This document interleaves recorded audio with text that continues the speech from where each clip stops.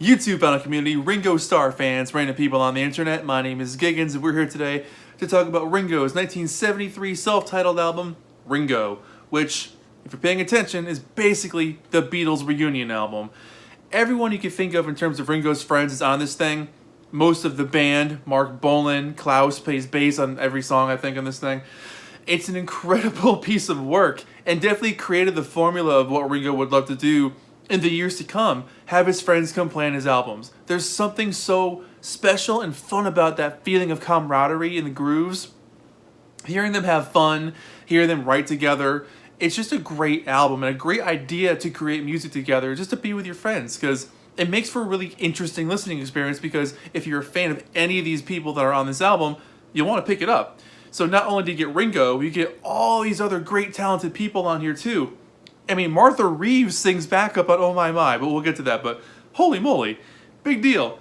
This album is fantastic. It really is a greatest hits album. And it came to be after Ringo put out his first album in 1970, well, first couple of albums in 1970, and then took a couple of years off. He put out singles in that time, Back Off Boogaloo and It Don't Come Easy, but he really wanted to focus on his acting during that time.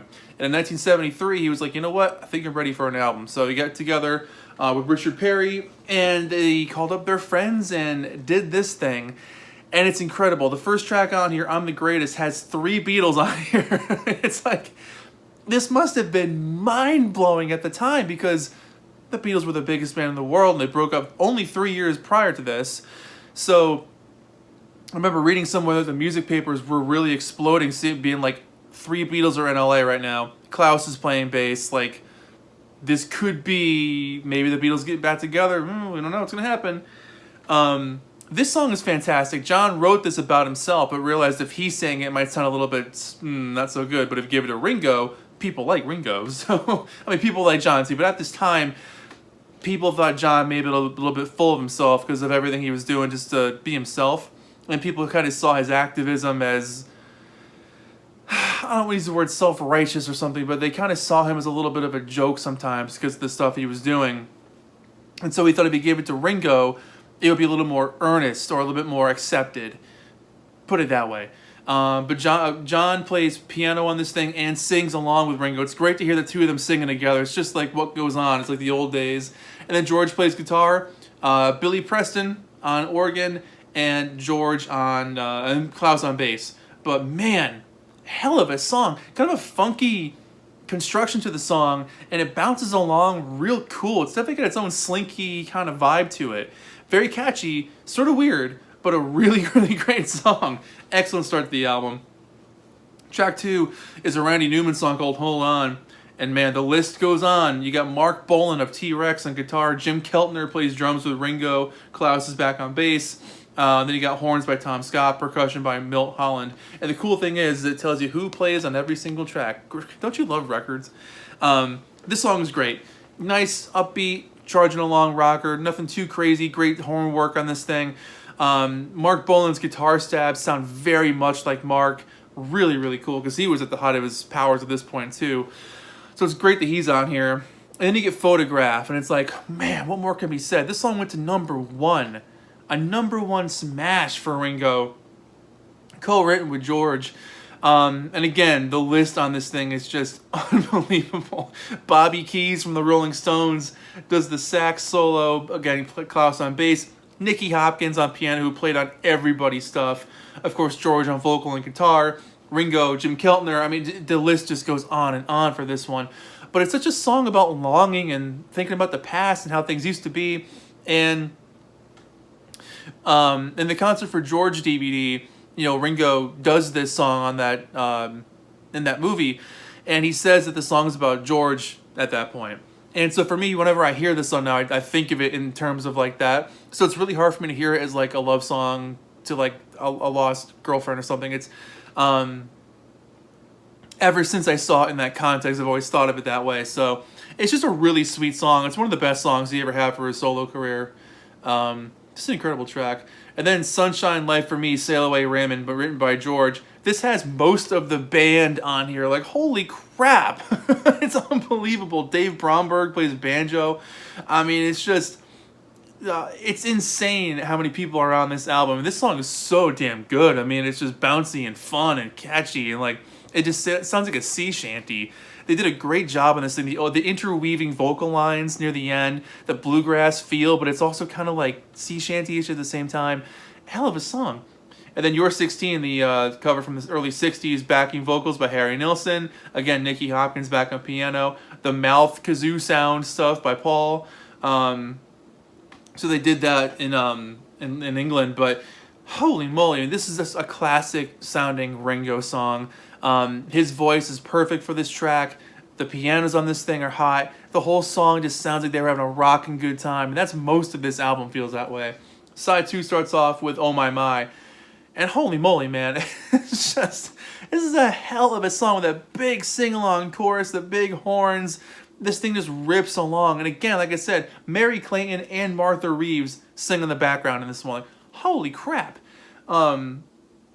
Again, Klaus on bass. Billy Preston does both piano and organ.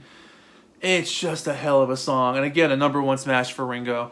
After that, Step Lightly. And this song's really cool too. Steve Cropper plays guitar. I mean, what the hell? Literally, they called all of the best people in the world to play on this album. And I love how it says, featuring the dancing feet of Richard Starkey, MBE. This is a great song. I love Ringo's voice on this one. It's gentle but assured. It just kind of moves along real smooth. He does an excellent job, especially with the tap dancing. And then 6 O'Clock, this is a hell of a song from Paul and Linda. Not Paul and, but Paul and Linda. Paul plays piano and synthesizer on it. And I love hearing that synthesizer sound because it's something he would definitely use more throughout the 70s. So it's very cool that he gave a really, really good song to Ringo. Not that he gave bad songs to Ringo, but this song is one of the best ones he ever gave to Ringo.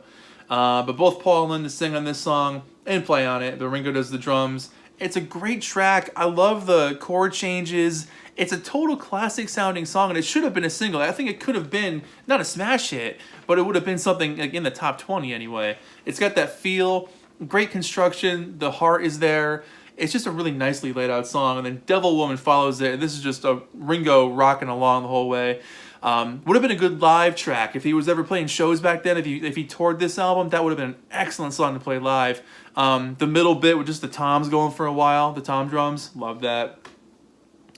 And again, everybody you want plays on this thing too. Again, bass from Klaus, Jim Keltner on drums again, and then You and Me, Babe. Written by George and Mal Evans, another Beatles effort here. Mal had these lyrics and asked George to write something for him, and that was it. But again, George plays guitar on it. Nicky Hopkins on electric piano. Tom Scott does the horns. And of course, Ringo on drums and lead vocals. But man, hell of a song. Hell of a way to end the album. And I love the ending of this album anywhere. He says like goodnight for, to all the people who played on the record, and goodnight to the listener for listening. But an absolute classic early 70s rock album. And the cover is so great, Do It On Monday, which I'm pretty sure Nilsson used for one of his albums. But, I mean, if you look closely to everybody up here, it's almost like Sgt. Pepper. You're like, who's that? Who's that? And of course, you got the Beatles right in the middle. You got Klaus over there, Mark Bolan. You got the engineer, Bill Schnee, over there. There's Harry Nilsson, Nicky Hopkins, Billy Preston. Like, everyone is just represented on this album cover. And the big gatefold comes with a really nice booklet where Klaus did lithographs for every single drawing, or every single song rather, and the lyrics are also included. I also love the intro to this thing. Instead of having like Apple Records or Ringo Fan Club, they put the Jim Keltner Fan Club at the bottom, which I thought was really funny. But yeah, look at these drawings. I mean, Klaus is such an incredible artist. You're 16. This one's cool for 6 o'clock. But yeah, for me, this is an album that I love Ringo's solo career, and this is definitely an album highlight for him, absolutely. Just for the sheer amount of star power on this thing. Whew. Not only is the songwriting top-notch, the production is there, the songs that they chose are perfect. There's not one filler track on this thing. It's 10 songs, and every single song is perfectly chosen. There's not 1 second of wasted tape on this thing. So they really did an amazing job with the sequencing, song choice, the people playing on it, the artwork. I mean, they knew they had something special, and I think that's why they went all out for it. So apparently the album was supposed to come out earlier, before November, but delays in the artwork kind of pushed it back. Either way, the album went to number 2 on the Billboard charts, and apparently number 1 in some other charts that America still had at that time. Kept up the top by Goodbye Yellow Brick Road, so it was in good company at that time to be in the top 2, but man, this album for me is easily at 8 or 9 out of 10.